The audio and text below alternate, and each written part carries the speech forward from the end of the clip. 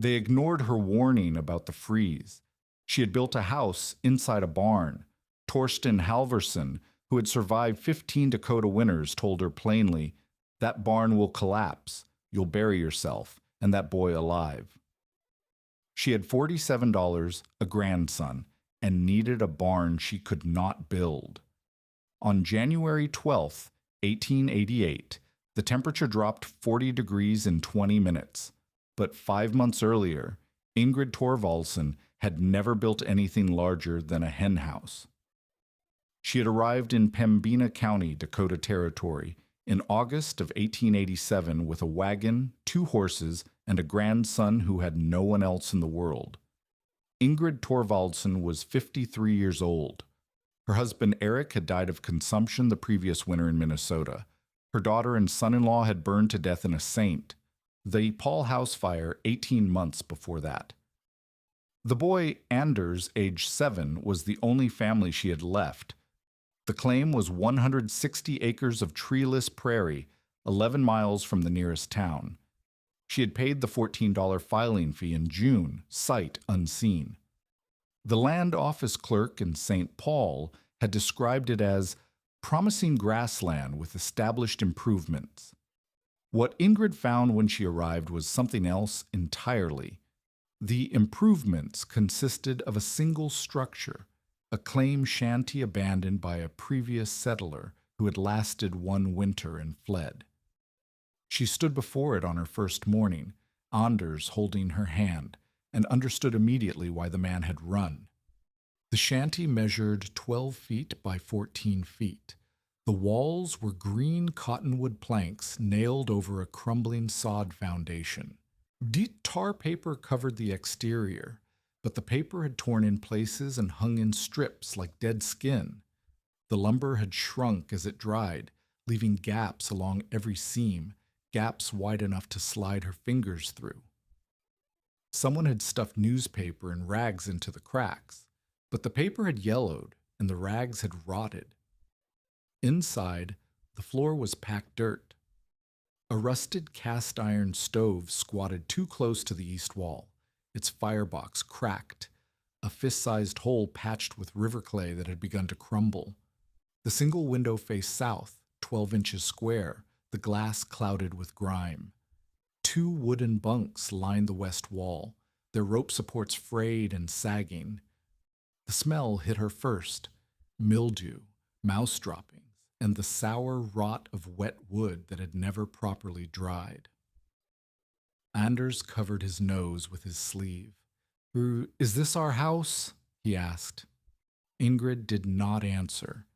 She was counting the gaps in the walls, calculating how much cold air would pour through each one when the temperature dropped. She had kept weather journals for 23 years, daily temperature readings, storm dates, wind patterns, all recorded on the blank pages of old farmers' almanacs. She knew what Dakota winters could do. She knew this shanty would not survive one. The mathematics of survival became clear within her first 2 weeks on the land. Ingrid had $47 remaining after the filing fee, the journey, and the supplies she had purchased in Necha, the town 11 miles east with a general store, a blacksmith, and approximately 200 residents who looked at her with expressions she could not read. She had 2 draft horses. "You're thin from the journey, but still strong." She had basic tools inherited from Eric: a hammer, a handsaw, an adze, chisels, a level, rope, nails. She had the clothes and bedding they had carried from Minnesota. She had 5 months until the first hard freeze. She did not have enough of anything. The first visitor arrived on a Tuesday in late August. Torsten Halverson rode up on a spotted mare, dismounted without greeting, and walked a slow circle around the shanty. He was 61 years old, with a face carved by wind and a beard that had gone white in patches. He wore a coat too heavy for August, the habit of a man who no longer trusted warm weather. Ingrid learned later that Halverson had filed the first homestead claim in this township 15 years earlier. He had survived every winter since. He had also buried his wife, Marta, and their two youngest children during the long winter of 1880 to 81, when trains stopped running and coal could not reach the settlements for 3 months. His surviving children had scattered to Minneapolis and beyond. He lived alone now on his quarter section 2 miles north, watching newcomers arrive each spring and wagering privately on which ones would last. He did not introduce himself. He walked through the shanty, tested the walls with his palm, pressed his thumb against the cracked firebox. Then he came back outside, where Ingrid stood waiting. "Where's your husband?" he asked. "Dead. Last winter. Consumption." Halverson looked at Anders, who stood near the wagon, watching. "The boy's father?" "Also dead. House fire. Juan the boy is my grandson." Halverson absorbed this information without visible reaction. Then he delivered his verdict. "This place is a coffin," he said. "Those walls won't hold heat. You'd need to burn a cord of wood a week just to keep it above freezing, and that stove," he pointed at the shanty. "One good fire and that firebox splits open, burns the whole thing down with you inside." Ingrid felt the words land like stones. "What would I need to survive a winter here?" Halverson almost smiled. Almost. "A new cabin. Minimum 16 by 20 feet, built from seasoned lumber or squared logs. A new cast iron stove, $30 at the mercantile if you're lucky, $40 if you're not. 8 cords of firewood, maybe 12 if the winter runs long. The nearest timber is along the Tongue River, 14 miles east. Cutting, splitting, jetting and hauling, that's a man's work with a proper saw and a stronger wagon than yours." "How much for the lumber? For a cabin?" $350, maybe $500, depending on who you know and what they'll extend on credit."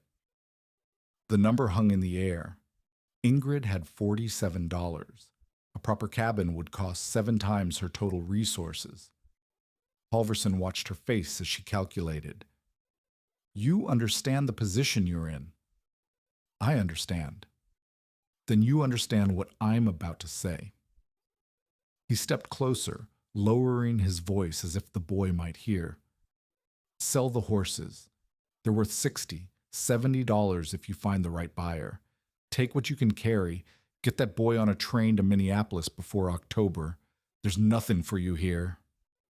Ingrid looked at the shanty, where at the treeless prairie stretching to the horizon in every direction, at Anders, who was watching her with eyes that held no father, no mother, no one but her. "Minneapolis isn't an option," she said. "I have no family there. Anders has no one but me." "Then find another option. Because if you try to winter here in that," Halverson pointed again at the shanty, "you'll freeze, and so will he." He mounted his horse without waiting for her response. At the edge of the property he paused and looked back. "I've buried 17 neighbors across 3 winters. 2 of them were children. I'm not burying any more." Then he rode north, and Ingrid stood alone with the mathematics she could not make work. 3 cords of firewood. That was what Ingrid managed to secure in her first 3 weeks. And she had traded labor for access, mending fences on a neighbor's property in exchange for permission to cut on his timber claim along the Tongue River. The work took 2 days. The cutting took 8 more. She used the crosscut saw Eric had owned, a tool meant for 2 people. Alone, each log took 4 times as long. Her shoulders burned. Her palms blistered, broke, and blistered again. She wrapped them in strips of cloth and kept cutting. Anders stayed at the shanty during these days, under strict instructions not to wander. She returned each evening with a wagon load of rounds that needed splitting. The splitting she did by lantern light, long after the boy had fallen asleep on the sagging bunk. The axe was heavy. The wood was green. Each swing sent vibrations up her arms until her joints ached and her grip weakened. By early September, She had 3 cords stacked against the south wall of the shanty. 3 cords would last 6 weeks if she burned conservatively, but conservative burning in a shanty with gaps in the walls meant inside temperatures barely above freezing. It meant Anders shivering under every blanket they owned. It meant hypothermia creeping in by Christmas. She needed 8 cords minimum, 12 to be safe, and she needed them before the ground froze, before the snow fell, before the real cold came. But the firewood was only part of the mathematics. The larger problem remained, the shanty itself. Ingrid walked around it again on a cold September morning, the air sharp with the promise of frost. She pressed her hand against the east wall and felt it flex under her palm. The cottonwood planks had warped as they dried, pulling nails loose, opening gaps that no amount of stuffing would seal. The tar paper flapped in the wind.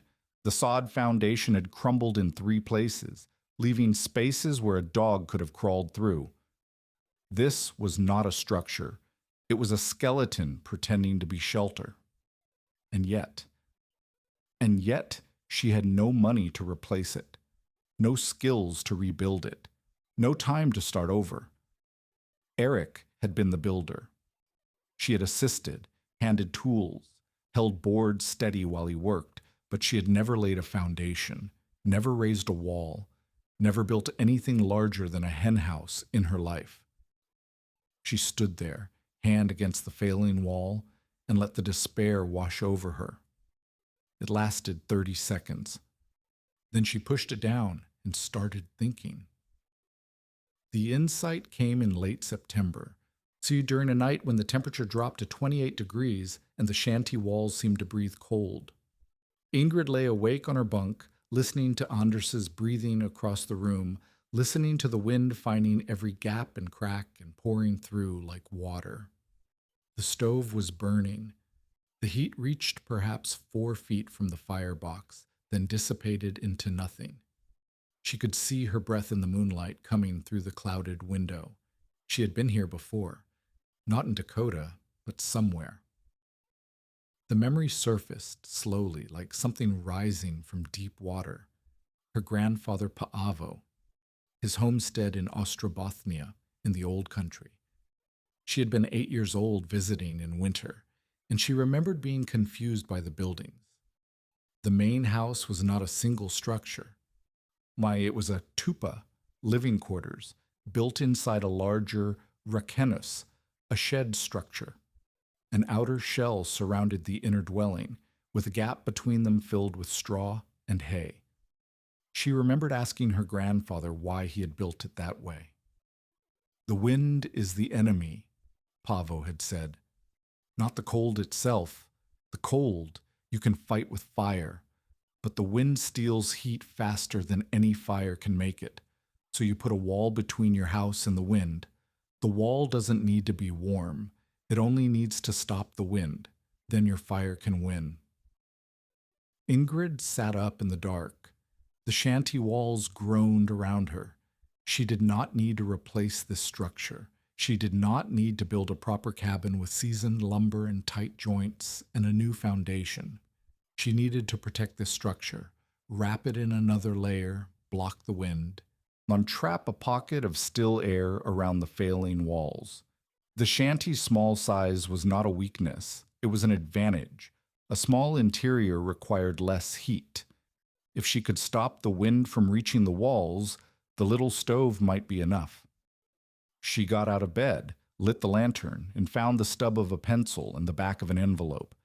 She began to draw. The design was simple in concept, brutal in execution, a post and beam barn structure built around the existing shanty. Rough construction, vertical planks over a pole frame, not meant to be airtight, only meant to deflect wind and snow. The barn would stand 30 feet by 36 feet, enclosing the shanty at its center with a gap of 4 to 6 feet on all sides. That gap was the key. She would fill it with straw bales, hay, any dry material she could gather. The barn walls would block direct wind. The straw would insulate the buffer zone. The shanty walls, freed from wind pressure, would lose heat slowly rather than catastrophically. She ran the numbers in her head, using everything she had learned from watching Eric build, from reading his carpentry manuals during long Minnesota winters, from a lifetime of observing how heat moved and cold crept in. Still air did not conduct heat well. She knew this from her weather journals, from years of recording how temperatures dropped fastest on windy nights. A pocket of trapped, motionless air between two structures would resist heat transfer. The wind could howl against the barn walls all night, and the shanty inside would sit in a cocoon of stillness. Straw was an insulator. She had seen this. Too, Eric had packed straw around root cellars to keep them from freezing. Dry straw, compressed, could achieve the equivalent of several inches of wool batting. The structure did not need to be beautiful. It did not need to last a decade. It only needed to survive one winter. But building it meant gambling everything. She had $47. The lumber alone, rough-cut pine slabs and edgings from the mill in Nesh, would cost $20 or more. Nails, rope, a better saw. She would have nothing left for a conventional backup. If the barn failed, if her calculations were wrong, if the design that had worked in Finland 50 years ago could not handle Dakota, they would have no money, no proper shelter, and no time to prepare an alternative. They would freeze. Ingrid looked at the drawing, at the numbers she had scrawled, at the sleeping boy across the room who trusted her to keep him alive. She folded the envelope and put it under her pillow. She would need to think. She would need to decide. But already somewhere deep, she knew there was no other path. The mathematics did not work any other way. Helga Lindquist arrived on an October morning when the first frost had painted the prairie white. She was 44 years old, a Swedish immigrant who had homesteaded with her husband Niels for 9 years. Their quarter section sat 2 miles south, with a proper cabin, a sod barn, 3 children between 8 and 15. Helga was known in the township as a woman who worked hard, spoke plainly, and did not suffer fools. She had heard about Ingrid's plan from Halvorsen. Now she came to see for herself. Ingrid was outside the shanty, measuring the ground with a knotted rope, marking where the corner posts would go. Anders sat on the wagon seat, wrapped in a blanket, watching. Helga dismounted and stood at the edge of the staked rectangle. She looked at the shanty squatting at the center, then at the stakes marking the barn's footprint around it. Her expression was unreadable. "Torsten says you're building a barn around your house," Helga said. "That's right. He says you think it will keep you warm." "It will." Ingrid did not stop measuring. "The outer walls block the wind. The space between fills with straw. The straw insulates. The shanty only needs to hold its own heat, not fight the wind." Helga was quiet for a moment. Then, "You've built a barn before?" "No." "A cabin?" "No." "Anything at all?" Besides that hen house Torsten mentioned?" Ingrid set down the knotted rope. She faced Helga directly. "My husband was a ship carpenter. I watched him work for 31 years. I held boards while he nailed them. I read his manuals when he was sleeping. I understand how structures go together." "Understanding and building are different things." "Yes, they are." Helga walked the perimeter of the staked rectangle, studying the layout. She stopped at the northeast corner, where Ingrid had marked the location of the first post hole. "How will you raise the frame alone? Those posts are what, 10 feet? 12? 12. I'll dig the holes deep, set the posts with bracing, fill around them. The horizontal beams I can lift into notches I'll cut ahead of time. And if a post falls while you're setting it, those beams weigh 150 pounds. If one comes down on your head, then Anders will have to walk to your farm and tell you what happened." Helga turned sharply. That's not funny. I'm not joking. Ingrid met her eyes. I know the risks. I know I'm not strong enough to do this safely. I know I've never built anything this size, and I'm likely to make mistakes that a carpenter wouldn't make. But I don't have the money to build properly. I don't have the time to learn properly. I have this plan, and I have 5 weeks before the first snow. That's what I have. Then you're gambling your lives. Yes. Helga shook her head. Torsten thinks you're mad. Half the township thinks you're mad. What do you think? The question sat between them. Helga looked at the shanty, at the stakes, at Anders on the wagon, he's at the treeless horizon that offered nothing and forgave nothing.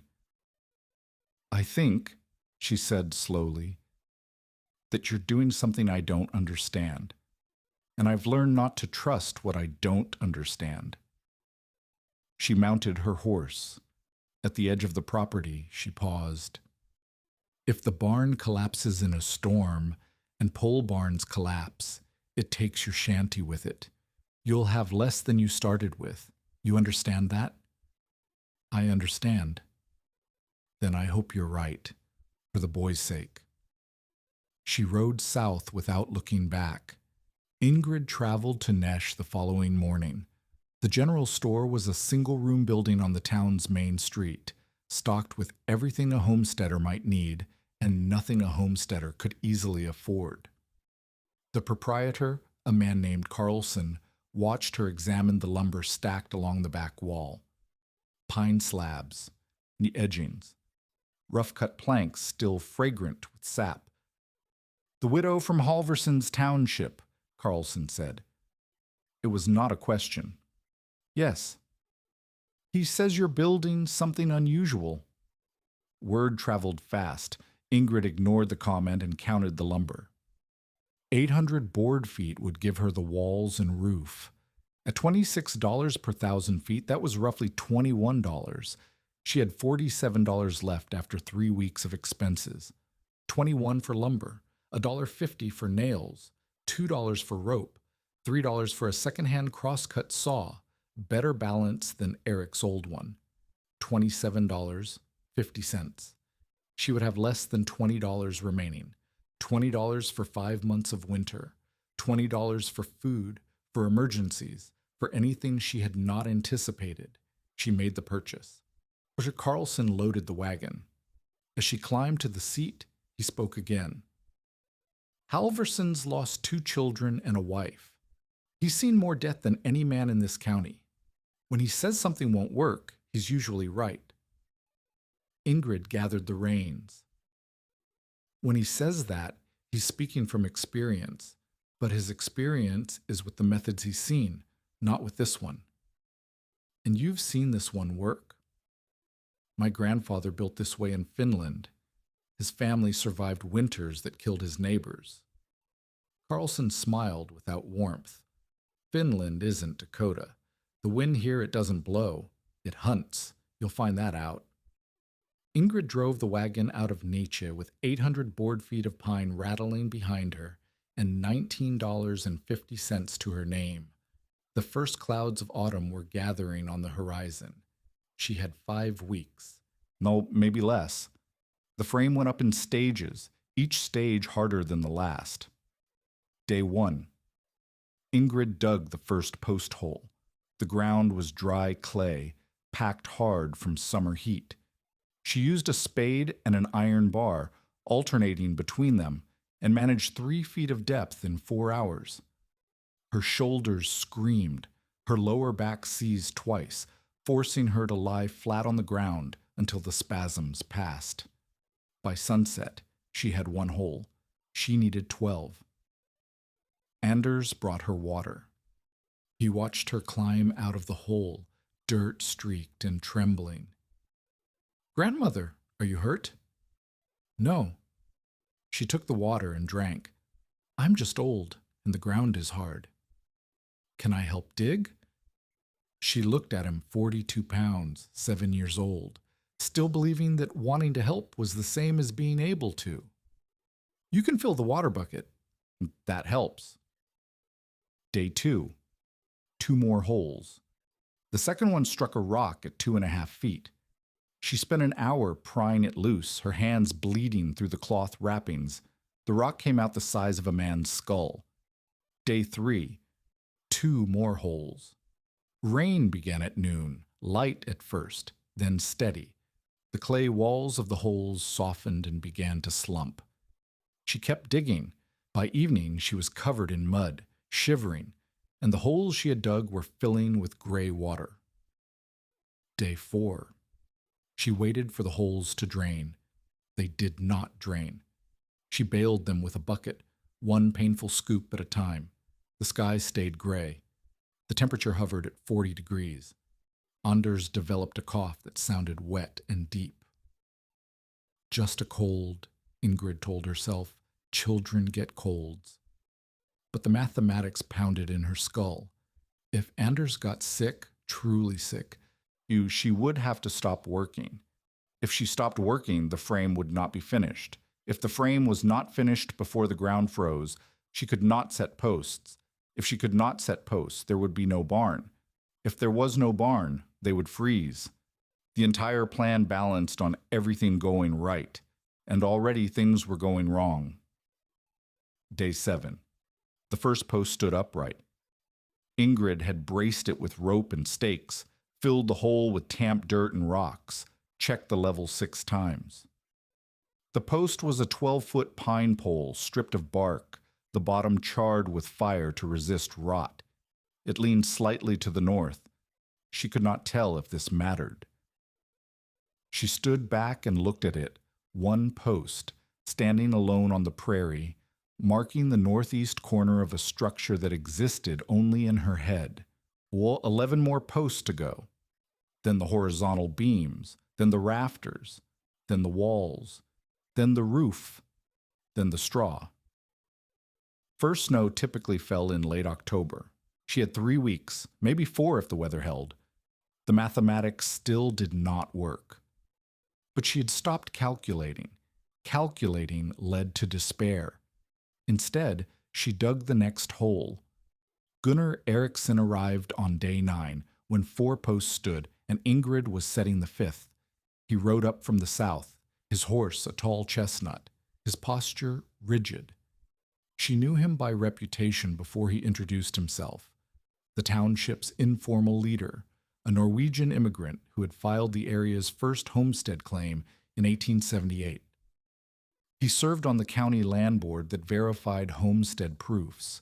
He had 3 daughters, a wife named Solveig, Naren the kind of authority that came from being first. He did not dismount. He sat on his horse and watched her work, fitting a beam into a notch she had chiseled, struggling to hold it in place while she secured the bracing. "The Finn widow," he said. She did not stop working. "Yes." "Halverson says you're building a barn to live in." "I'm building a barn around my shanty. There's a difference." "Not much of one."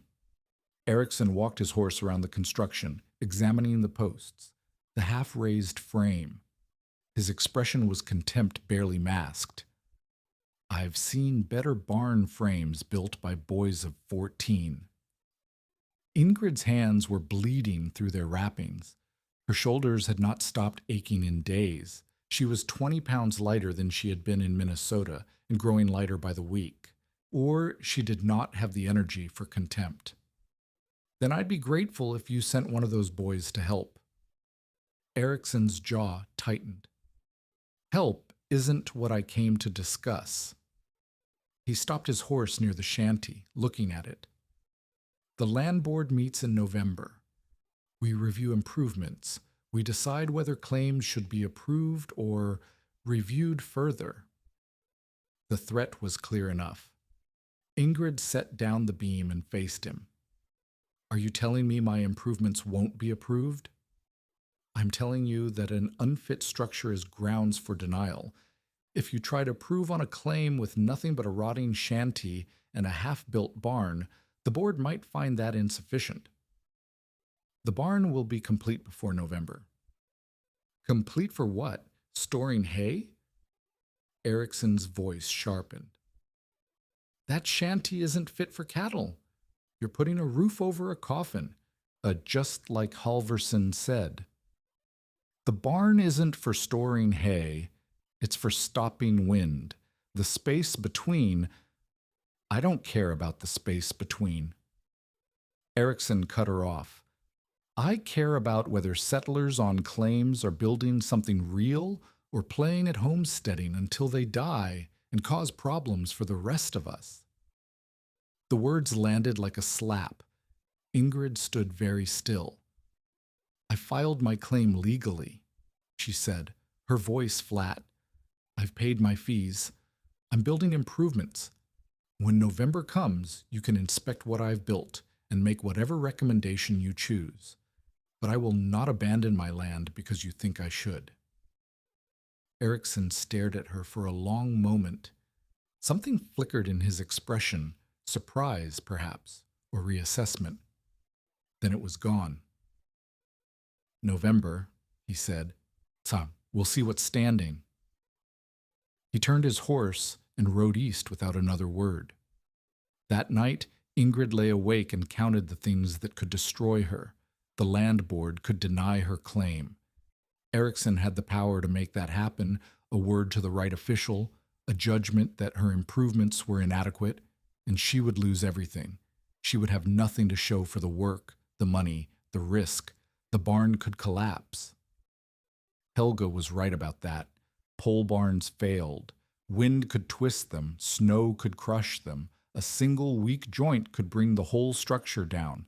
And if the barn fell onto the shanty, they would have less than they started with.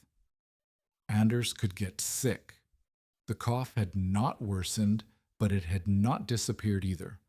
A chest cold on the prairie, with no doctor closer than 20 miles, guess it could turn fatal. She had seen it happen in Wisconsin, in Minnesota. Children who coughed in October and were buried in November. She could fall. Helga had mentioned it, and Ingrid knew the risk. The roof work would require climbing, balancing on beams 8 feet off the ground. One slip, one moment of weakness, and she stopped. The counting served no purpose except to feed the fear. She turned on her side, pulling the thin blanket tighter, and watched the shadows on the ceiling cast by the dying stove fire. The walls of the shanty creaked around her, the wind finding gaps, the cold seeping through. 5 weeks ago, Torsten Halverson had called this place a coffin. He was not wrong, not yet. But in 3 more weeks, if the barn stood, if the straw held, if everything she remembered from Finland was not a fever dream of a desperate woman, then it would not be a coffin. It would be something else. She closed her eyes and did not sleep, but she stopped counting. The walls went up slower than the posts. Day 10. Ingrid began nailing vertical planks to the barn frame. The process required constant movement, measuring against the frame, marking cut lines, sawing the plank to length, carrying it to the frame, holding it in place while driving nails. Each plank took 20 minutes. The barn required 200 planks. She had calculated this. 200 planks at 20 minutes each meant 67 hours of work, assuming nothing went wrong. Assuming she did not tire, did not make mistakes, did not stop to eat or sleep or care for Anders. At 8 hours of daylight, that meant 8 days for the walls alone. She did not have 8 days. She had perhaps 20 before the first hard freeze, and the walls were only the beginning. Anders helped where he could. He held planks steady while she nailed. He fetched tools. He brought water and hard biscuits that served as lunch. He was 7 years old and weighed 42 pounds, and he tried so hard that Ingrid's chest ached watching him. "Hold here," she would say, pointing to the bottom of a plank. "Don't let it shift." And he would brace himself, feet planted, small hands gripping the rough pine, face set with concentration. The plank would weigh more than he did, but he would not let go until she said. Day 11. North wall, 40% complete. Her hands had stopped blistering and started bleeding directly through the skin. The crosscut saw rubbed raw spots that would not heal. She wrapped them tighter, changed the wrappings twice a day, and kept cutting. Day 12, north wall complete. East wall started. The temperature dropped overnight to 26 degrees, the coldest since her arrival. She woke to find ice on the water bucket inside the shanty. The gaps in the walls had admitted enough cold to freeze standing water. Anders coughed through the night. The sound was wet, rattling. Ingrid lay awake, counting the coughs, calculating whether this was a cold working its way out or something settling deeper. In the morning, he said he felt fine. He ate his breakfast. He asked if he could help with the walls. She looked at his face, pale, tired, but clear-eyed. Not sick, not yet. Maybe not at all. Yes, she said. You can help. Day 14. East and north walls complete. South wall 30% complete. The mathematics haunted her. At this pace, walls alone would take 12 more days. She did not have 12 days. The first snow could come any morning. Once the ground froze hard, she would not be able to dig post holes for bracing. Once snow accumulated, the planks would be too wet to nail properly. Once the real cold arrived, working outside for more than an hour would risk frostbite. The race was not against winter. The race was against the edge of winter, the narrow window when building was still possible. She worked faster. She ate less. She slept 4 hours a night instead of 6. The weight fell off her frame until her dresses hung loose and her hip bones jutted against the fabric. Her shoulders developed a permanent ache that deepened into burning by afternoon and did not fade until she collapsed onto her bunk at night. Day 15, south wall 70% complete. Day 16, south wall finished, west wall started. That evening she stood back and looked at what she had built. 3 walls enclosed the shanty on its north, east, and south sides. The 4th wall was a skeleton of vertical posts with no planks yet attached. Through the gap, the shanty squatted, small, shabby, tar paper flapping in the evening wind. It looked like nothing, a child's fort, a pile of lumber pretending to be a building. But the wind that reached the shanty walls was different now. On the enclosed sides, it struck the barn walls first, lost its force against the planks, and arrived at the shanty as a whisper instead of a howl. She could feel the difference standing inside. The gap still leaked cold, but less of it. The stove's heat reached farther before dissipating. The design was working. Already, before the straw, before the roof, it was working. She allowed herself 30 seconds of something that was not quite hope. Then she picked up the saw and started cutting planks for the west wall. Day 17 brought the first setback she could not work through. She was standing on a cross beam 8 feet above the ground, fitting a rafter into its notch. The beam was frost slick from the night's cold. Her boots had worn smooth on the soles from weeks of work. She reached for the rafter, shifted her weight, and her left foot slipped. She fell 6 feet and landed on her left side on the frozen ground. The impact drove the air from her lungs. For a moment, she could not breathe, could not move, could not think. The sky above her was gray and spinning. Pain radiated from her ribs like fire. Anders screamed. She heard him running toward her, heard his voice.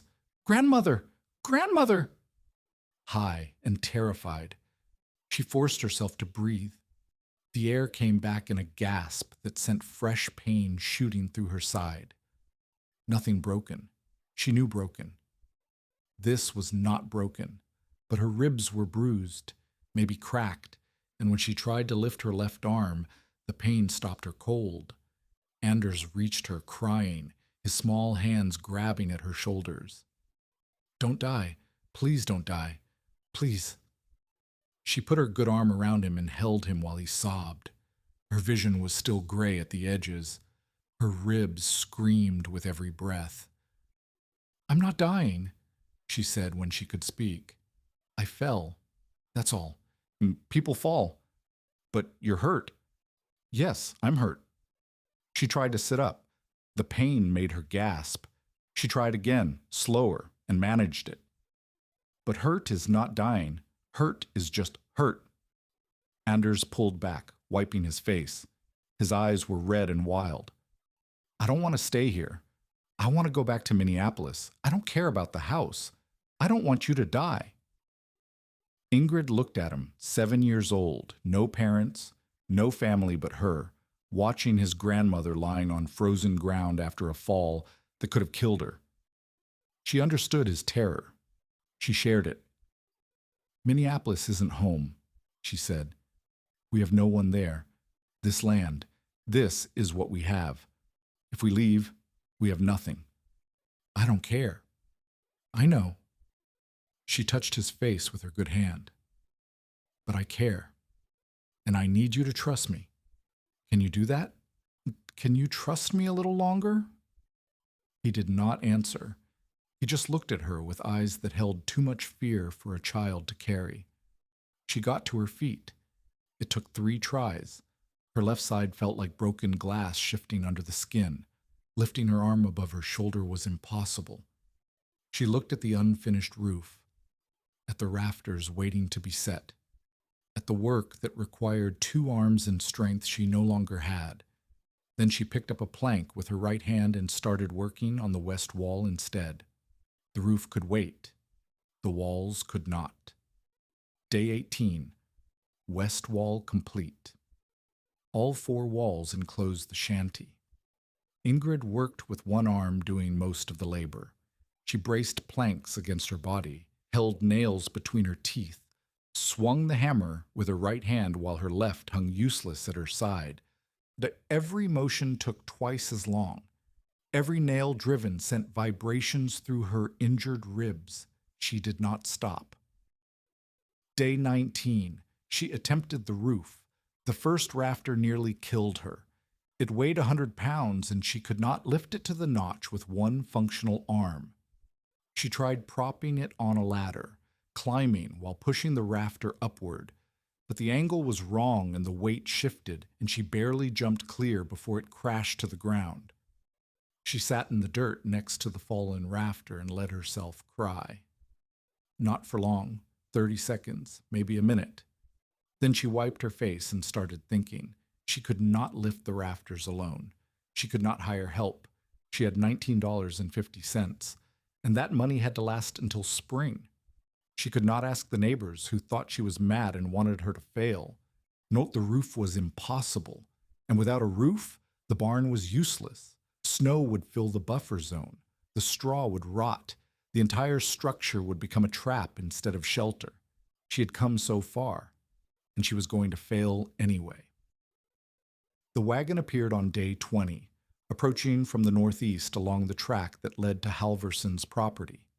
Ingrid was sitting on a stump near the barn, staring at the rafters she could not lift, when she heard the wheels. She did not stand.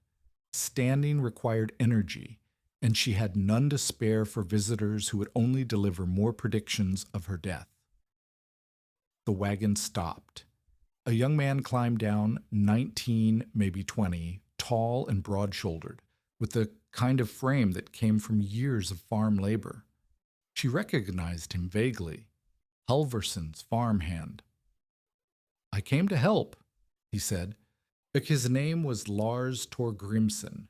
He was Norwegian, from a family that had homesteaded 60 miles south before the grasshopper plagues drove them off the land. He worked for Halverson now, one of the few hired hands in the township. Ingrid did not move from the stump. "Halverson sent you to check if I've quit yet." Lars shifted his weight. "He did, but that's not why I stayed." "Why did you stay?"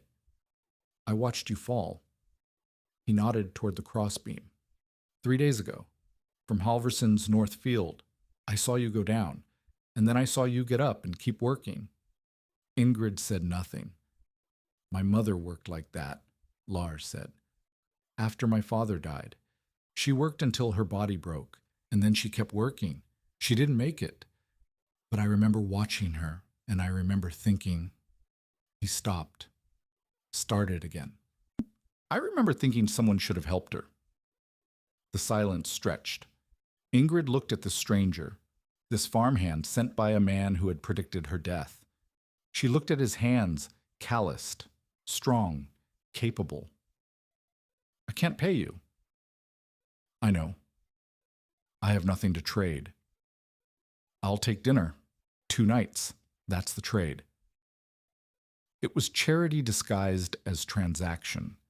Ingrid understood the fiction. It allowed her to accept without surrendering her pride. She understood, too, that refusing would mean losing the roof, losing the barn, losing everything. 2 dinners, she said, and you work until the roof is weather-tight. Lars nodded. He walked to the fallen rafter, bent, and lifted it to his shoulder like it weighed nothing. Show me where it goes. The roof came together in 2 days. What would have taken Ingrid 2 weeks took Lars 2 days.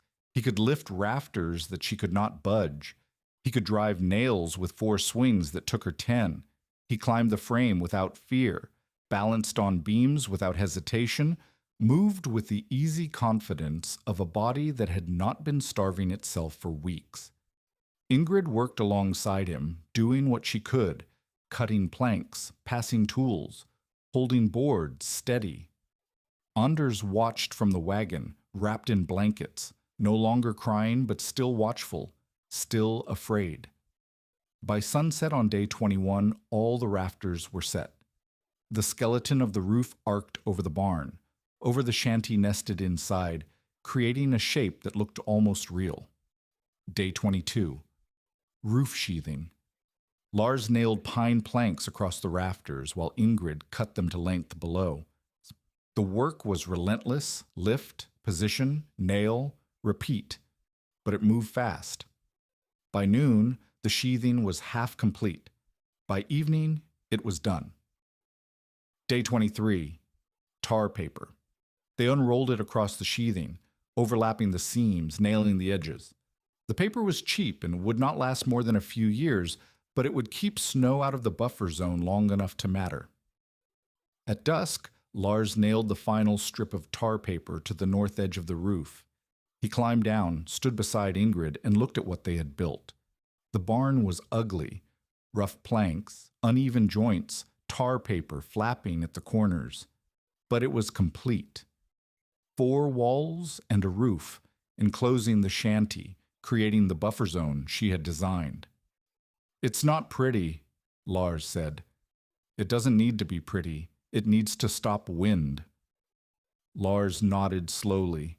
He was looking at the gap between the barn walls and the shanty, 5 feet of empty space waiting to be filled. The straw, he said. You have enough? I will. He turned to her. His face was serious in the fading light. I've worked for Halvorsen 3 years. He's a hard man, but he knows this land. He's never seen anyone build like this. He thinks it won't work. I know what he thinks. But he also said, Lars hesitated. He said you might be the most stubborn person he's ever met. And out here, stubborn is sometimes the only thing that matters. He climbed into his wagon. Ingrid had given him dinner both nights: salt pork, corn cakes, dried apples, everything she could spare. The meals had cost her 3 days of rations, but the roof would have cost her everything. Thank you, she said. Well, it was the first time she had said it to anyone since Eric died. Lars touched the brim of his hat. Survived the winter. That's thanks enough. He drove away into the darkness. Ingrid stood beside the barn, her barn, the structure she had built with her hands and her memory and the help of a stranger who owed her nothing, and let herself breathe. The walls were done. The roof was done. The hardest physical labor was finished. Now came the straw. She had gathered the straw over 3 weeks during whatever hours she could steal from construction. A threshing crew 15 miles south had agreed to let her haul away their waste straw, material they had planned to burn. She made the journey 4 times, leaving before dawn, returning after dark. The wagon piled high with loose golden stalks that smelled of summer, even as autumn closed in. 40 bales' worth. Enough, she hoped, to fill the gap on all 4 sides. Day 24. She began packing the north wall. The process was simple but exhausting. Carry armfuls of straw into the buffer zone, compress them between the barn wall and the shanty wall, pack them tight until no gaps remained. The space was 5 feet wide. She filled it from ground level to the height of the shanty's eaves. Anders helped. He was small enough to squeeze into corners she could not reach, pushing straw into spaces where the barn wall met the ground. He worked without complaint, though his hands turned red and raw from the stalk's rough edges. Day 25. North wall filled. West wall started. Day 26. West wall filled. South wall started. Day 27. South and east walls filled. The gap between structures was now solid gold on all 4 sides, a cocoon of dry straw surrounding the shanty, invisible from outside, insulating from within. Ingrid walked through the buffer zone, checking her work. The straw was packed tight enough that she could not push her hand through it. The barn walls blocked what little wind came through the gaps in the planks. The space was still quiet, warmer than the outside air by at least 10 degrees. She entered the shanty. The difference was immediate. The walls no longer breathed cold. The gaps that had leaked wind for months were sealed behind feet of compressed straw. The stove's heat reached corners it had never touched before. She lit a fire and took a temperature reading. Outside, 34 degrees. Buffer zone, 44 degrees. Us inside the shanty, 58 degrees with a low-burning fire. A 14-degree difference between the buffer and the outside. A 14-degree difference between the shanty and the buffer. The design was working exactly as she had calculated.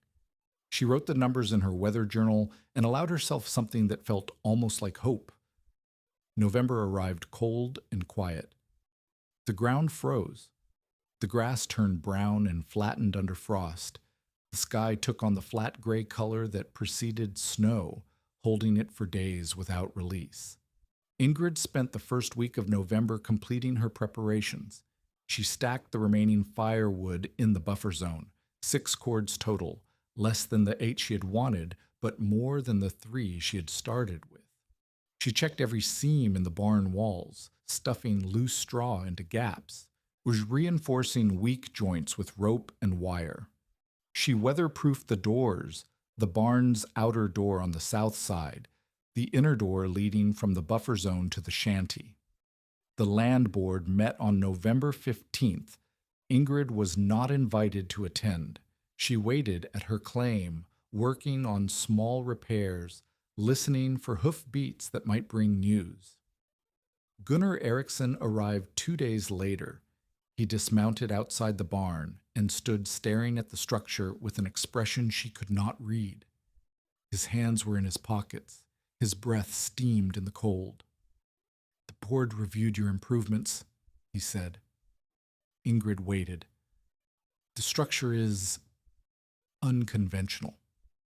Eriksson walked closer, looking at the seams where the planks met, the tar paper roof, the closed barn doors that hid the shanty inside. No one on the board has seen anything like it. And we voted. He paused, still not looking at her. "Your claim is approved. The improvements are adequate." The words landed without ceremony. Ingrid had expected relief. Instead, she felt only exhaustion. 1 obstacle cleared, 100 remaining. "The vote was 3-2, Eriksson added. I voted against. I assumed you would, but I was outvoted, which means you've earned the right to fail on your own terms. He finally looked at her. His expression was hard, but no longer hostile, something closer to resignation. If that structure collapses in a storm, no one will say you weren't warned. I've been warned by everyone. That hasn't changed my position. Erickson mounted his horse. At the edge of the property, he paused. Halverson says the signs point to a hard winter, harder than usual. He thinks we might see a repeat of 81. I know what Halverson thinks. Do you know what I think? Erickson's voice was quiet. I think you've built something that might work or might not, and either way, you'll find out when it's too late to do anything else. That's the gamble you've made. I hope you're right about the odds. He rode east toward his homestead. Ingrid watched him go and then returned to her work. December brought the first real test. The temperature dropped to 12 below zero on the 8th day of the month. Wind from the northwest gusted to 30 miles per hour. Snow fell in sheets, accumulating 4 inches overnight and drifting against the barn's north wall in waves that reached the windowsills. So inside the shanty, 44 degrees with a moderate fire. The stove consumed perhaps a quarter cord of wood per week, far less than the half cord a standalone structure would have required. The buffer zone held at 18 degrees above the outside temperature. The barn walls caught the wind, diffused it, turned it into something the shanty barely felt. Ingrid took readings every 4 hours and wrote them in her journal. The numbers told a story she had hoped for, but not trusted. The system worked. Under conditions that would have made the original shanty uninhabitable, the enclosed structure held warmth like a closed fist. Anders stopped coughing. His color returned. He ate full portions at meals and slept through the nights without waking. The fear that had lived in his eyes since the fall began slowly to fade. Dr. Helga Lindquist visited on December 10th, her first appearance since October.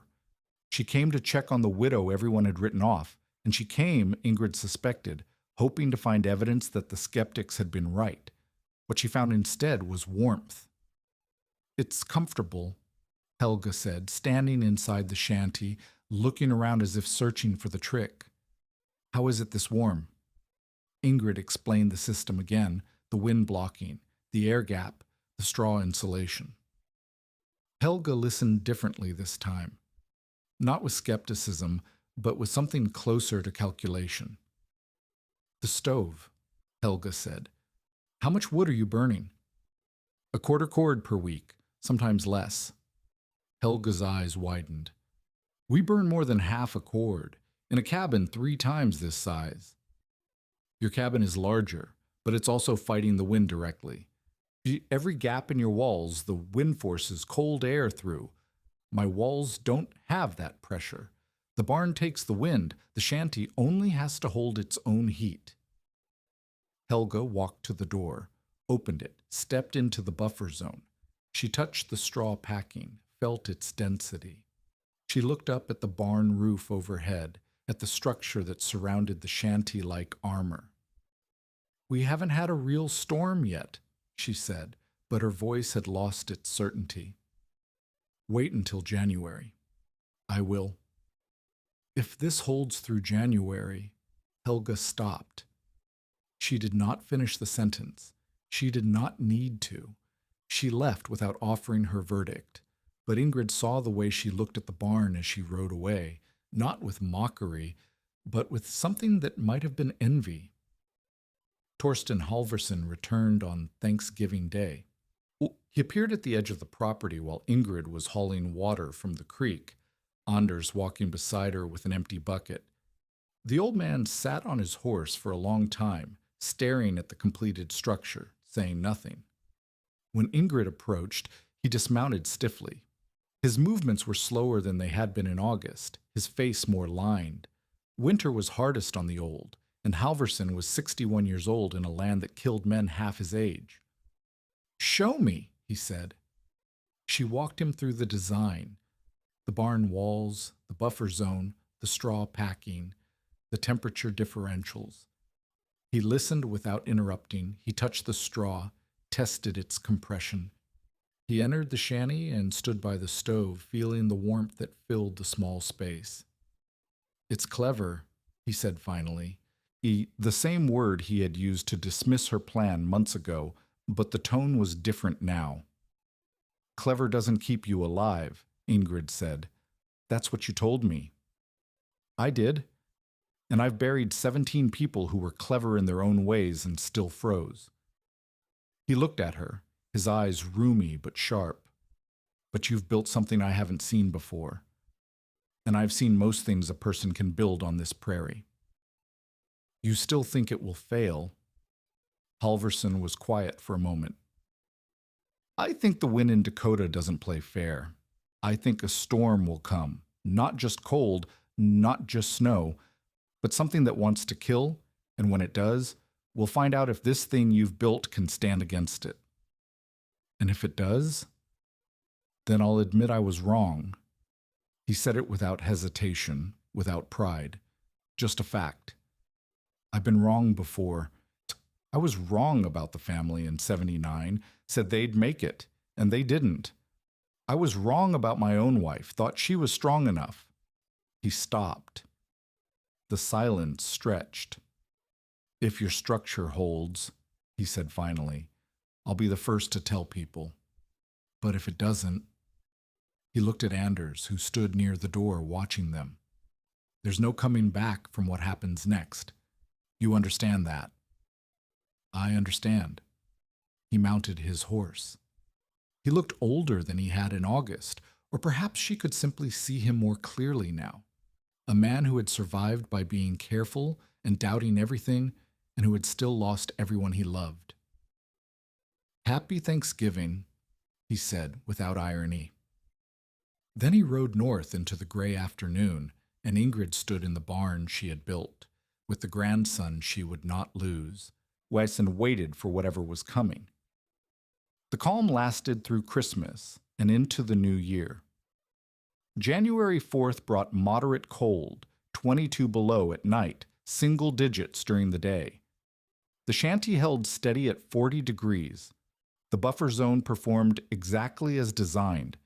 The straw showed no signs of settling or degrading. Ingrid made her inventory and found it adequate. Firewood, 5 cords remaining, consumed at a quarter cord per week, enough to last until April. Food, 3 months' supply, if rationed carefully.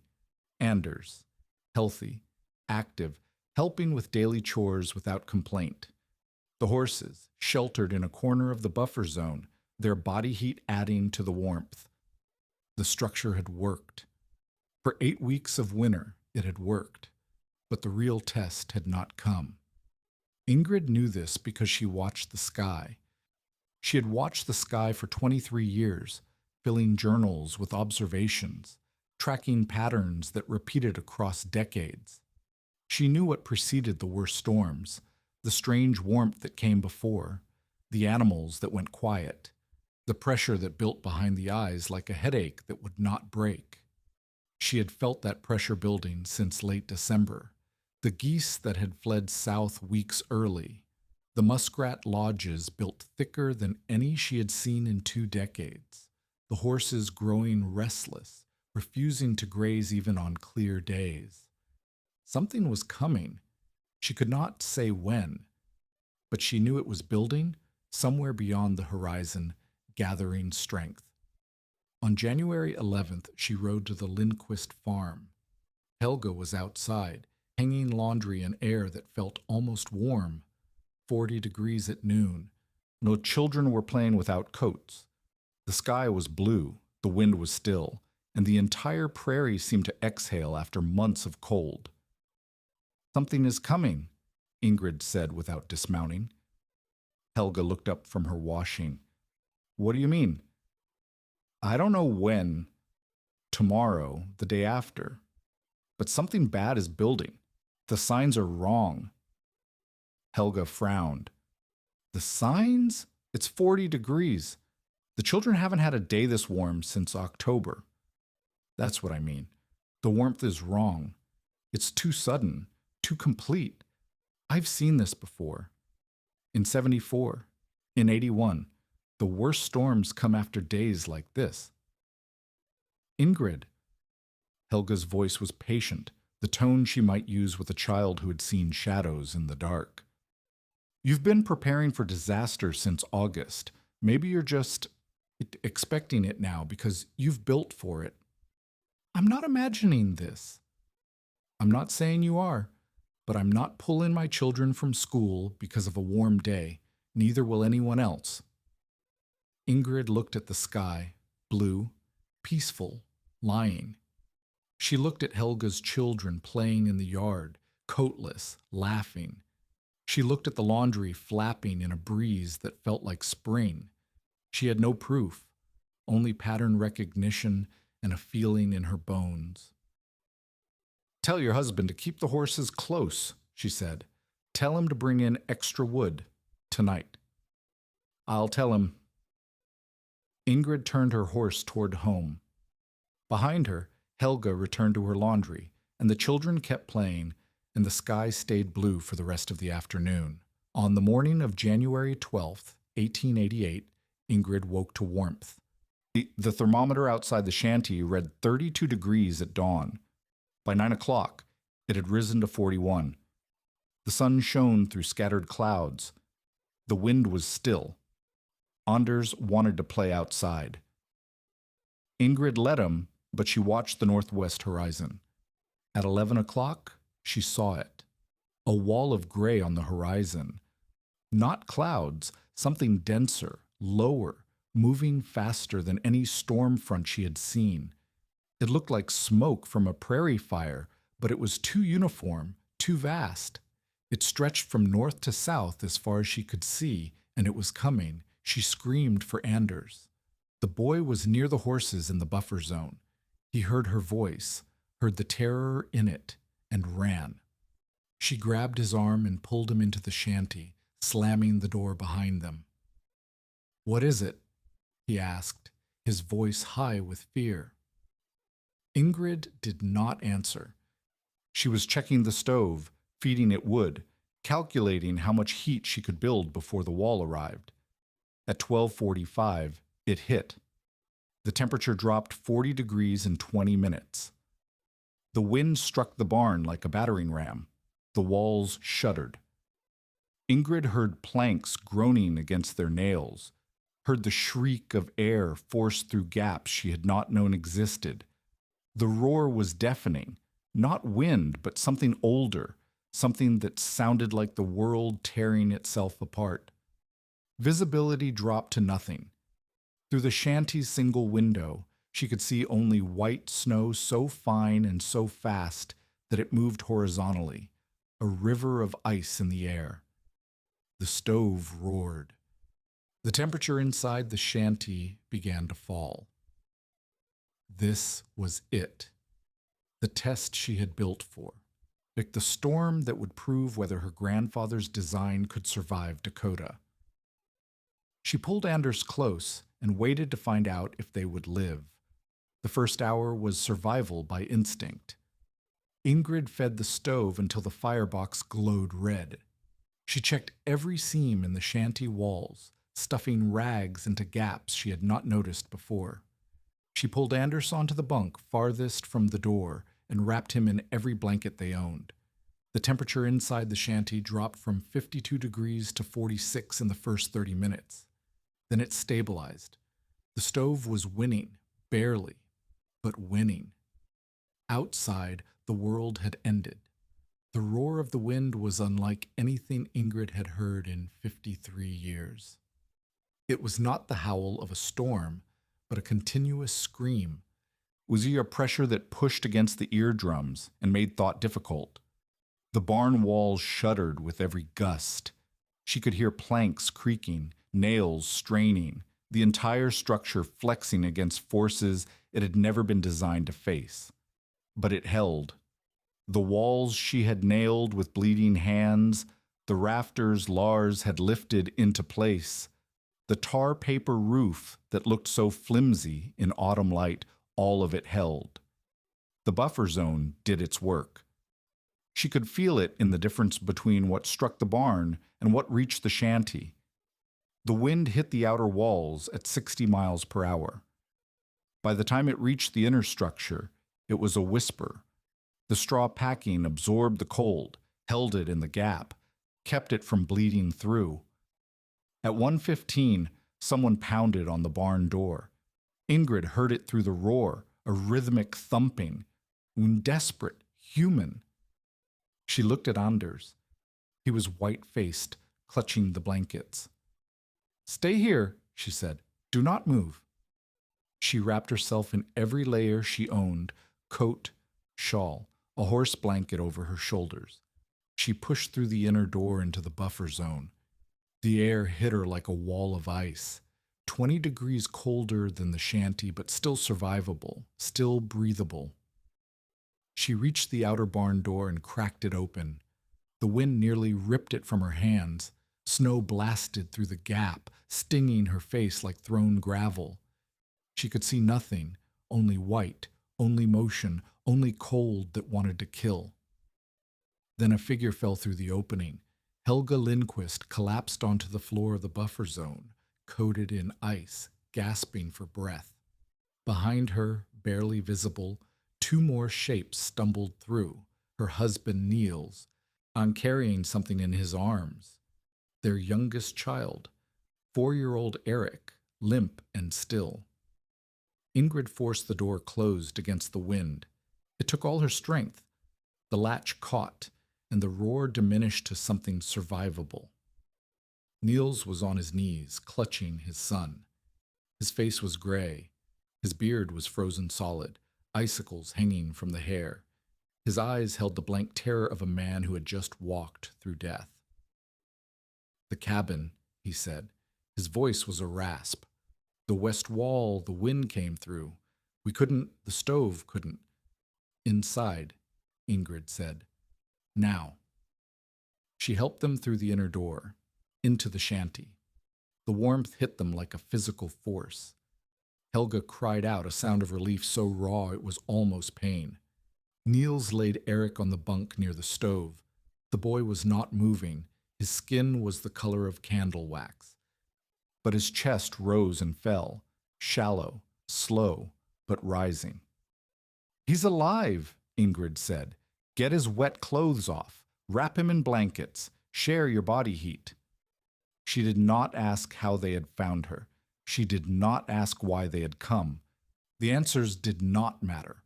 What mattered was that her shanty now held 5 people instead of 2, and the mathematics of survival had changed. The second wave arrived at 2:30, more pounding on the barn door.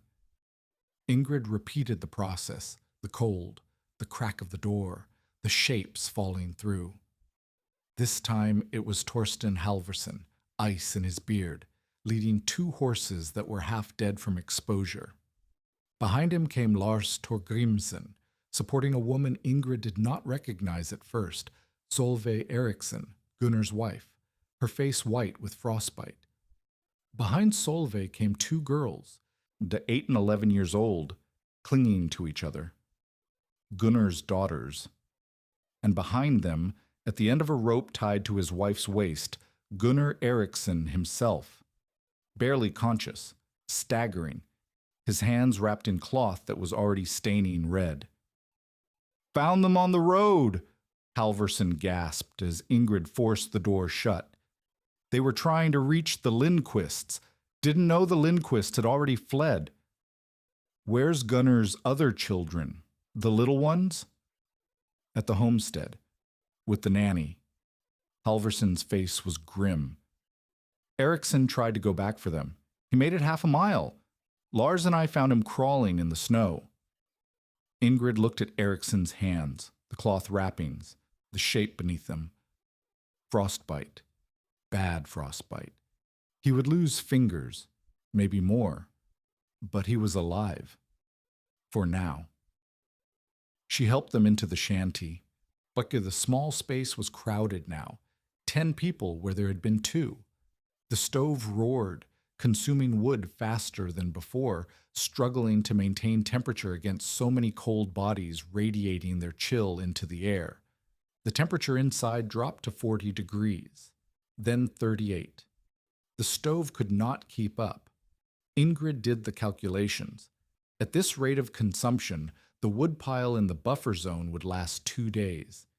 If the storm continued beyond that, but the storm could not continue beyond that. No storm continued beyond that, not even in 81. She fed the stove another log and watched the temperature gauge and prayed to a God she was not certain she believed in. The hours blurred together. 3 o'clock. The temperature inside the shanty stabilized at 38 degrees, cold enough to see breath, and cold enough to shiver, but not cold enough to kill, not yet, not if they stayed close together. Shared body heat kept the stove fed. 4 o'clock. Eric Lindquist opened his eyes. He did not speak, but he looked at his mother, and Helga wept with relief. 5 o'clock.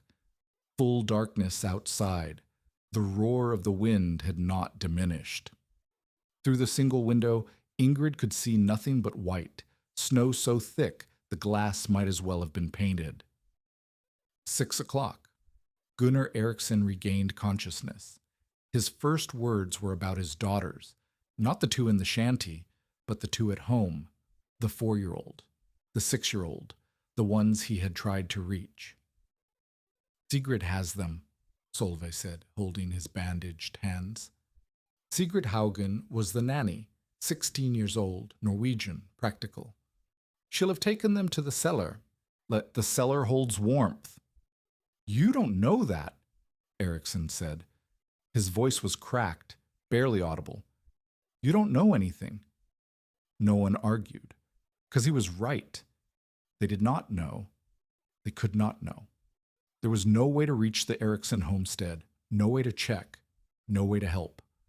The storm had sealed them inside the shanty as completely as if it were a tomb.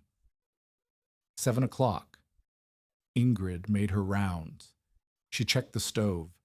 She checked the wood supply in the buffer zone, still adequate but diminishing. She checked the straw packing along the walls, making sure no settling had created gaps. She checked the temperature. 38 degrees inside, 4 degrees in the buffer zone, somewhere between 40 and 50 below outside. The structure was holding. Against conditions that would have killed them all in the original shanty, it was holding. But holding was not the same as winning. Not yet. The night stretched toward infinity. At 8 o'clock, the wind shifted. It had been coming from the northwest. Now it swung west, hitting the barn walls from a different angle. The structure groaned. New sounds emerged. Creaks and pops Ingrid had not heard before. The building adjusting to forces it had not faced during construction. She went into the buffer zone to check the west wall. The straw packing was intact, but the planks behind it were flexing, visibly bowing inward with each gust, then snapping back. The nails were pulling. If the west wall failed, the straw would scatter. The wind would reach the shanty directly. The temperature differential that was keeping them alive would collapse. She found rope in the corner of the buffer zone, the same rope she had used to brace the posts during construction. She looped it around the most stressed planks and tied it to the vertical supports. It was not much. It was something. At 9 o'clock, she heard a crack. Not the barn. The sound came from outside, distant, muffled by the wind, but unmistakable. The crack of wood breaking under stress. Someone's structure just failed, Halverson said. He was sitting near the stove, his hands wrapped around a tin cup of water heated over the firebox. His voice was flat, matter of fact. Barn or cabin, can't tell which direction. Could be empty, Niels said. Could be no one was inside. Halverson did not answer. His silence said what they were all thinking. Someone was inside. Someone was probably dead. At 10 o'clock, Ingrid counted the wood. They had consumed nearly half a cord since the storm began, 10 hours of burning at a rate that would exhaust their supply in 3 days. If the storm lasted longer than 3 days, but storms did not last longer than 3 days. Not even the long winter of 81 had produced a single storm longer than 3 days. She fed the stove another log and did not share the calculation with anyone. Midnight arrived in silence. Not real silence. The wind still screamed, the walls still groaned, but a silence of exhaustion, of people who had nothing left to say. The 10 occupants of the shanty lay in clusters, sharing blankets, sharing heat. Anders was asleep against Ingrid's side, his breathing deep and steady. Helga's children slept in a pile near the stove. The adults sat or lay with their eyes open, Gerbus staring at nothing, waiting for dawn. The temperature outside reached its lowest point. Ingrid did not need to check the thermometer to know. She could feel it in the way the cold pressed against the walls, in the way the stove seemed to shrink against the darkness. 49 degrees below zero, the readings would later show. With wind, the effective temperature was beyond measurement, beyond survival for anyone caught outside. Inside the shanty, 36 degrees, cold enough that breath froze in the air and fell as ice crystals, cold enough that the water in the bucket near the door developed a skin of ice, but not cold enough to kill. Not yet. Ingrid sat awake through the darkest hours, feeding the stove, watching the temperature, listening to the breathing of 9 people who were alive because of walls she had built with bleeding hands. She thought about her grandfather Paavo, dead 40 years now, who had taught her without knowing that he was teaching. She thought about Eric, who had shown her how structures went together, even though she had never expected to build one. She thought about Anders sleeping beside her, who would grow up because of a Finnish memory and a widow's stubbornness. At 3 o'clock in the morning, the wind began to ease. She noticed it first as an absence. The roar that had been constant for 14 hours now came in waves, gusting and fading, no longer the endless scream. She stood, stiff and aching, and went to the window. Nothing visible yet, still white, still swirling. But the quality had changed. The snow was falling more than blowing. The world was beginning to settle. At 4 o'clock, the temperature inside the shanty began to rise. 38 degrees. 40. The stove's heat was finally winning against a cold that was retreating instead of attacking. At 5 o'clock, the first gray light appeared through the window. The wind had dropped to 20 miles per hour. The snow had slowed to flurries. The storm was ending. Ingrid opened the inner door and stepped into the buffer zone. The cold was still brutal, 4 degrees above zero, but breathable, survivable. She checked the walls, all 4 still standing, the straw packing intact. The rope bracing on the west wall had held. She opened the outer barn door and looked at a world transformed. The snow had reshaped everything, where drifts rose 6 feet high against the barn's north wall. The landscape she had known for 5 months was gone, buried under a white expanse that glittered in the dawn light. The sky was pale and clear, emptied of malice, as if the storm had never happened. But it had happened, and somewhere out there, people had died. The counting began at noon. Halverson and Niels Lindquist were the first to venture out. They wrapped themselves in every layer available and set off toward the Lindquist homestead, or where the homestead had been. They found it at 1 o'clock. The west wall had buckled inward, just as Niels had said. Snow filled the interior to the height of the windows. The stove sat buried under a drift, cold and useless.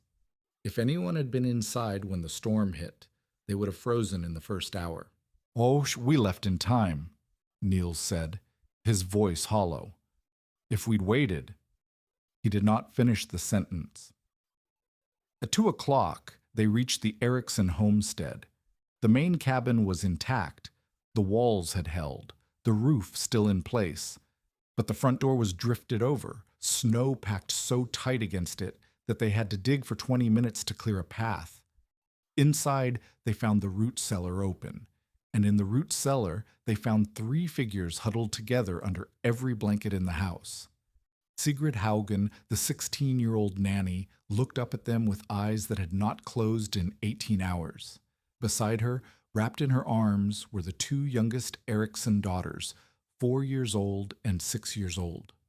Alive, shaking, alive. "I heard the storm coming," Sigrid said. "I brought them down here before it hit. The cellar stays above freezing. I didn't know what else to do." Niels knelt beside her. "You did exactly right. You saved their lives." The girls were too young to understand what had happened, too young to know how close they had come, but Sigrid understood. She looked at Niels with the exhausted clarity of someone who had just passed a test she had not known was coming. "Is everyone else alive?" she asked. "Yes," Niels said. "Everyone who reached the Thorvaldsen place is alive." At 3 o'clock, they found Ole Christiansen. He was 62 years old, a bachelor farmer who had homesteaded alone for 11 years. His body lay 15 feet from his cabin door, half buried in a drift. He had gone to check on his livestock when the storm hit. He had never made it back. His eyes were open. His hands were extended toward the door he had almost reached, where ice crystals had formed on his beard, on his eyelashes, on the exposed skin of his face. He looked peaceful, if you did not notice the terror frozen into his expression. Halvorsen covered the body with a blanket and marked the location. There was no way to dig a grave in frozen ground. Christiansen would lie beneath the snow until spring. At 4 o'clock, they found the Jensen boys. Peter, aged 12, and Carl, aged 9, had been walking home from school when the storm struck. The schoolhouse was 3 miles from their homestead. They had made it 1 mile before the cold took them. Their bodies lay a 1/4 mile apart. Peter had fallen first. His tracks showed where he had stumbled, tried to rise, fallen again. Carl had kept going, trying to reach help. He had made it 200 yards farther before collapsing. They were still holding hands when the men found them. Or rather, their hands were still extended toward each other, reaching across the snow, 15 feet apart. Halvorsen knelt beside the older boy's body. He did not speak. He had buried children before, his own children, in the long winter of '81. He knew what this looked like. He knew what came next. When he stood, his face was a mask. 235 people, he said quietly. That's what the papers will say. Maybe more. The Dakota papers, the Minnesota papers. They'll count the bodies for weeks. Niels looked at him. How do you know? Because I've seen this before. '81, October blizzard. Same thing. Warm morning, no warning, then the killing cold. Halvorsen's voice was steady, almost conversational. The children get caught because they're at school. The men get caught because they're checking livestock. The women survive because they're home. That's the pattern. That's always the pattern. He looked toward the south, toward where Ingrid Thorvaldsen's barn sat on the horizon, a dark shape against the white expanse. 10 people in a 12-by-14 shanty, he said, and every one of them alive. They returned to Ingrid's claim at dusk. The group gathered in the shanty, still crowded, still warm, still standing. Halvorsen told them what they had found. Ole Christiansen, dead. The Jensen boys, dead. The Lindquist cabin, destroyed. The Eriksson girls, alive in the root cellar. Gunnar Eriksson wept when he heard about his daughters. He wept without shame, without restraint, his bandaged hands pressed to his face. Solveig held him while his shoulders shook.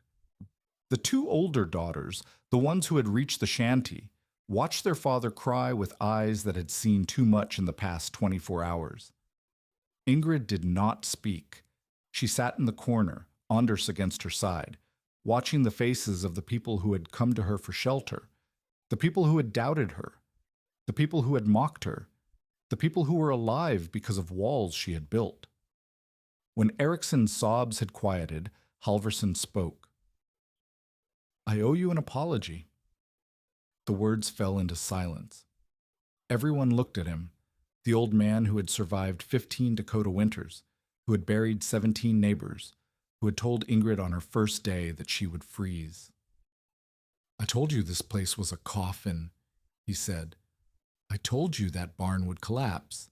I told you to sell your horses and get on a train to Minneapolis."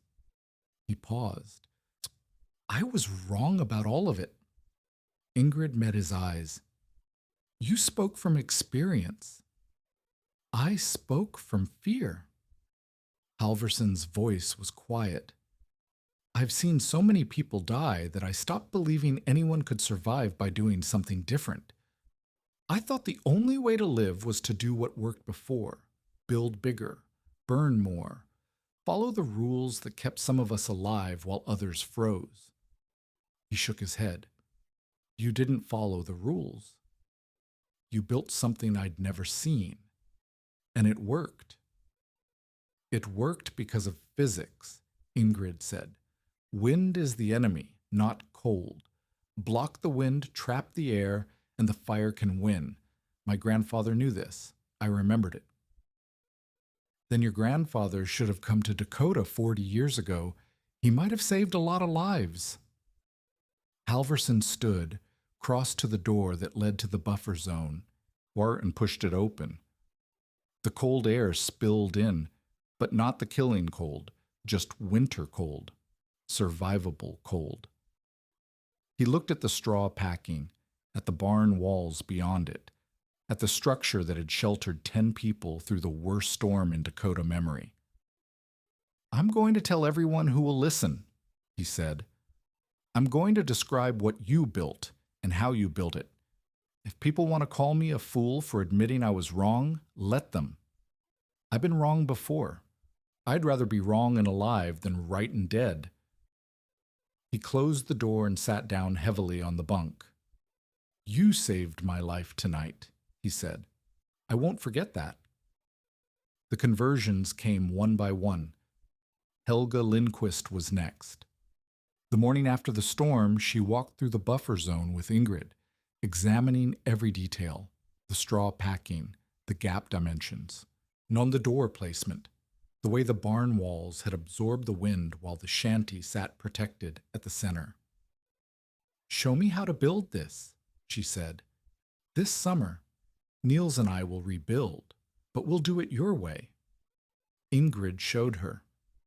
She drew diagrams in the snow, the post spacing, the gap width, the straw density required. She answered every question without holding back. "The design belongs to anyone who needs it," she said. "I didn't invent it, I remembered it." "Then I'm glad you have a good memory." Gunnar Eriksson's conversion was slower. His hands had lost 3 fingers to frostbite, 2 on the left, 1 on the right. He would never hold a tool properly again. The man who had threatened Ingrid's claim, who had called her structure a coffin over a coffin, now sat in her shanty and owed her his life. He did not apologize. Apology was not in his nature. But on the 3rd day after the storm, when the roads had cleared enough for travel, he came to Ingrid before leaving. "The land board will not question your claim again," he said. His voice was flat, factual. "I'll make sure of that." "Thank you." He started to turn away. Then he stopped. "My daughters," he said. "The little ones. They're alive because your structure existed. If it hadn't, if you'd done what I said and left, there would have been nowhere for us to run. We would have frozen on the road." Ingrid waited. "I told you the barn would collapse, that you'd bury yourself and that boy alive."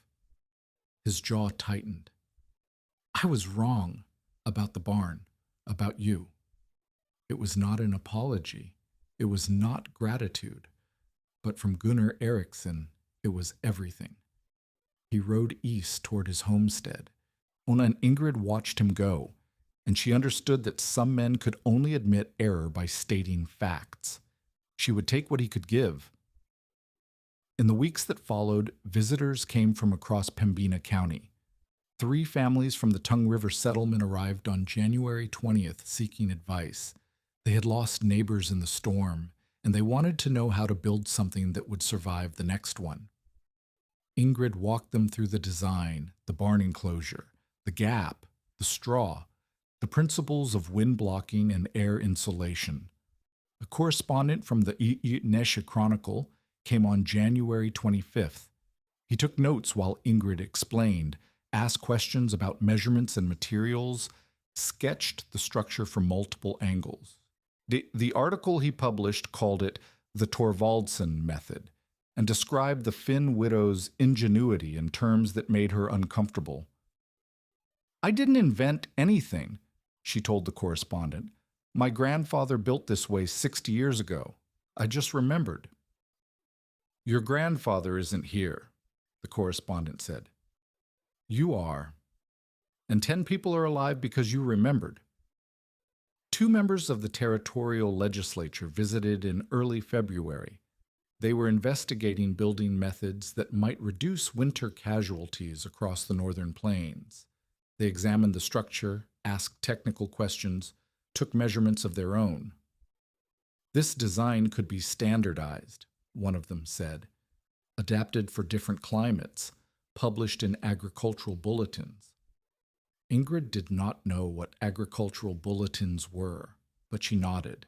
"So if it helps people survive, publish whatever you want." By late February, 4 families in the immediate township had announced plans to build barn-enclosed cabins before the next winter. Lars Torgrimsen, the farmhand who had helped Ingrid finish her roof, filed his own homestead claim and began construction on what he called a Thorvaldsen barn the day the ground thawed. Spring came late to Dakota in 1888. The snow did not fully melt until May. The ground stayed frozen beneath the drifts until the first week of April. When the prairie finally emerged, it was flattened, brown, scarred with the marks of a winter that had killed 235 people across 4 states and territories. Ingrid's barn still stood. The walls had weathered through 5 months of cold, wind, snow, and ice. Sheaves of the tar paper roof had held against accumulations that would have crushed a lesser structure. The straw packing in the buffer zone had compressed but not rotted. The cold had preserved it, kept it dry, maintained its insulating properties through the worst of the season. She stood outside on a May morning, Anders beside her, and looked at what she had built. The barn was ugly. The planks had grayed and warped. The tar paper flapped at the corners where nails had pulled loose. The straw poked through gaps in the walls, golden against the weathered wood. Nothing about it suggested permanence or beauty, but it had worked.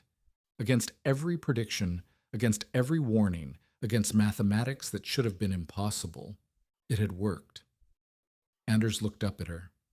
He was 8 years old now. His birthday had come in March, marked with dried apples and a candle stub and a corn cake. He had survived his first Dakota winter.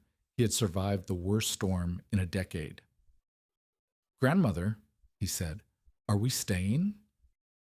Ingrid looked at the land, 160 acres of prairie, turning green now as the grass returned. She looked at the shanty nested inside the barn, still sound, still warm, still hers. She looked at the boy who had no one else in the world, who had trusted her when trust was all he had. "Yes," she said, "we're staying." By fall of 1888, 11 families in the Pembina County region had adopted variations of Ingrid's design. Some built full barn enclosures around existing structures. Others constructed partial windscreens on the north and west walls of their cabins, packed with straw or hay. C. Lars Torgrimsson completed his own version on the quarter section he had claimed that spring, a barn house he lived in for the next 12 years. Ingrid taught anyone who asked, drawing diagrams in dirt, walking visitors through her construction step by step. She charged nothing. When the A. Nesh Chronicle asked why, she said only, "The design belongs to anyone who needs it. I didn't invent it. I remembered it." Ingrid Thorvaldsen proved her claim in 1892 after the required 5 years of residence. She lived on the land until 1904, when failing health forced her to move to Minneapolis to be near Anders, then 24, and working as a carpenter, a trade she had taught him in the winters between harvests. She died in 1907, age 73. Her weather journals, 35 years of observations, were preserved by Anders and eventually donated to the Minnesota Historical Society, where they remain today, their pages filled with temperature readings, storm dates, and the quiet, precise notation of a woman who watched the sky and built what she saw coming. On the morning of January 12, 1888, the temperature in Pembina County was 40 degrees above zero. By nightfall, it was 47 below, a drop of nearly 90 degrees in 12 hours. The wind reached 60 miles per hour. Across the Great Plains, 235 people died, many of them children caught between school and home. Torsten Halvorsen had told Ingrid plainly, "That barn will collapse under the first real snow. You'll bury yourself and that boy alive." The barn did not collapse. The boy did not die. Neither did the 9 others who reached Ingrid Thorvaldsen's door that afternoon, among them the man who had predicted her death. Spring came late to Dakota in 1888. The snow did not fully melt until May, but when it did, the barn still stood. The shanty still stood inside it, and in the buffer zone between them, the straw was still packed exactly as a 53-year-old widow had placed it, golden, dry, and warm.